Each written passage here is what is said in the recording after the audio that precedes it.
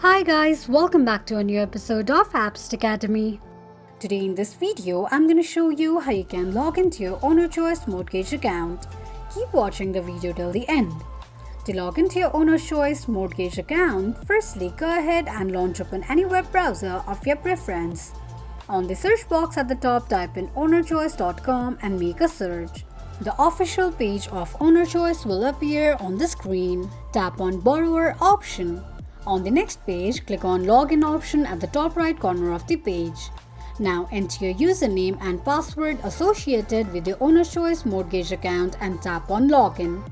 In case if you don't remember your username or password, click on the link that says Forgot Username or Forgot Password.